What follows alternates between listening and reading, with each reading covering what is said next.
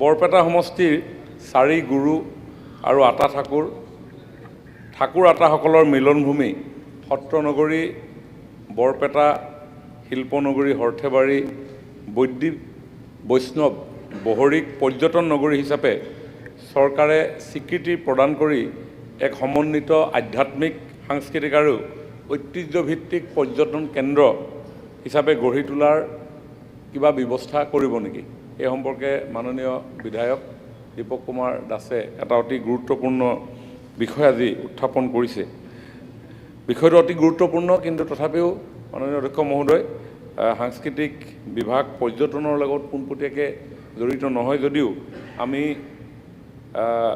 সংস্কৃতিৰ লগত আমাৰ বিভাগে কাম কৰে, গতিকে উত্তৰটো দিবৰ কাৰণে মই প্ৰয়াস কৰিম। মাননীয় অধ্যক্ষ মহোদয়, যে বৰপেটা কেৱল অসমৰ এখন ঐতিহাসিক নগৰী নহয়, ই অসমৰ আধ্যাত্মিক চেতনাৰ এক উজ্জ্বল পীঠস্থান, বৈষ্ণৱ দৰ্শন আৰু সংস্কৃতিৰ অনাদি সাধনা ক্ষেত্ৰ আৰু আমাৰ জাতীয় জীৱনৰ নৈতিক, সাংস্কৃতিক, আধ্যাত্মিক ৰীতি নীতি, মানৱীয় প্ৰমূল্যবোধৰ এক চিৰতন আলোক স্তম্ভ হিচাপে অনাদিকালৰ পৰাই বৰপেটাই নিজৰ অস্তিত্ব তেনেধৰণে দাঙি ধৰি আহিছে।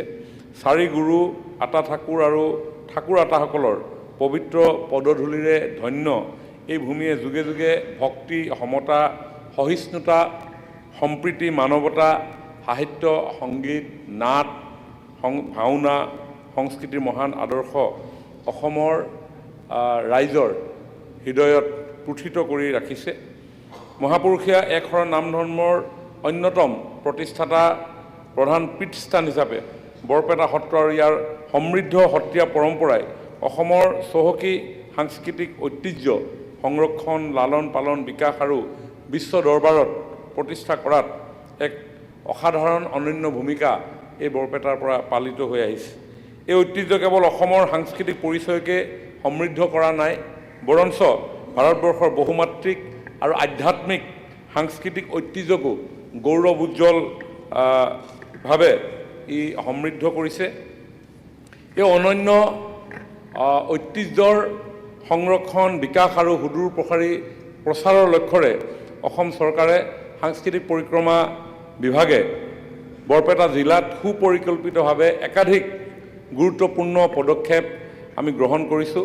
মহাপুৰুষ শ্ৰীমন্ত শংকৰদেৱৰ জন্মৰ পৰা তিৰুভাৱলৈ জীৱন যাত্ৰাৰ সৈতে নিবিড়ভাৱে জড়িত পবিত্ৰ স্থানসমূহক মাননীয় অধ্যক্ষ মহোদয়, আপুনি ভাল ধৰণে অৱগত যে শংকৰ গুৰুজনাই যেতিয়া একশৰণ বৈষ্ণৱ নাম ধৰ্মৰ প্ৰচাৰত তেখেত যেতিয়া জড়িত হৈ আছিল, তেতিয়া সমগ্ৰ অসমৰ বিভিন্ন স্থানলৈ তেখেতে পৰিভ্ৰমণ কৰিছিল, লগতে ভাৰতৰো বিভিন্ন স্থানত তেখেতে পৰিভ্ৰমণ কৰিছিল। কিন্তু যিসমূহ স্থানত উপস্থিত হৈ এই আধ্যাত্মিক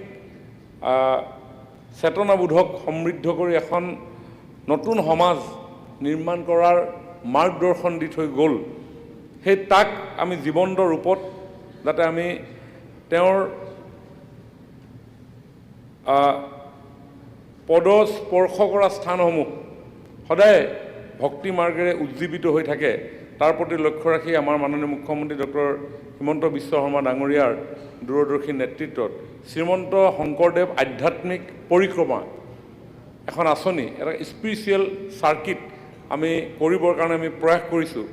আৰু এই চাৰ্কিটটোত গুৰুজনাই ভ্ৰমণ কৰা 21টা স্থানক অন্তৰ্ভুক্ত কৰিবৰ কাৰণে আমি প্ৰয়াস কৰিছোঁ।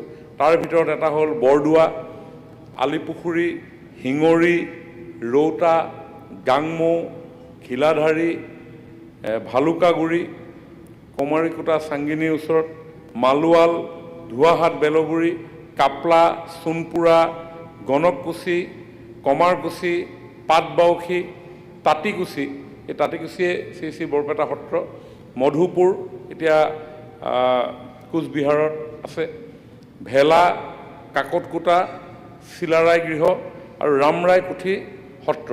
এই 21টা স্থানত এটা স্পেচিয়েল চাৰ্কিট নিৰ্মাণ কৰি যাতে কোনোবাই যদি শংকৰদেৱ চাৰ্কিট পৰিভ্ৰমণ কৰিব বিচাৰে, এই স্থানসমূহত গুৰুজনাৰ স্পৰ্শ তাতে প্ৰতিফলিত হোৱাৰ অনুভৱ কৰিব পাৰিব। আৰু সেয়ে সমান্তৰালভাৱে বৰপেটা জিলাত এই আঁচনিৰ অধীনত ইতিমধ্যে পাটবাউসীৰ মহাপুৰুষ শ্ৰীমন্ত শংকৰদেৱ আৰু দামোদৰদেৱ থান, সোণপুৰা সত্ৰ, কমাৰকুছি সত্ৰ আৰু মহামনোহৰ কাটলাক ইতিমধ্যে অন্তৰ্ভুক্ত কৰা হৈছে এই চাৰ্কিটত।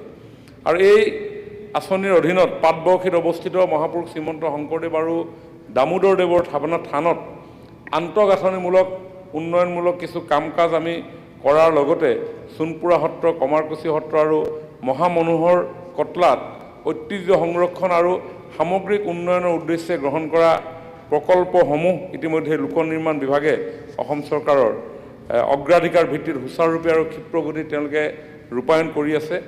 আৰু এইসমূহ ইতিমধ্যে অন্তিম পৰ্যায়ত আছে। এইসমূহ হৈ উঠিলে নিশ্চিতভাৱে আমি আমাৰ এই আধ্যাত্মিক ক্ষেত্ৰখনৰ এটা অন্যতম সংৰক্ষণ সংবৰ্ধনৰ কাম হ'ব বুলি আমি অনুভৱ কৰোঁ। যিকোনো খবৰৰ বাবে যোগাযোগ কৰক আমাৰ এই নম্বৰত 9181 307 2221।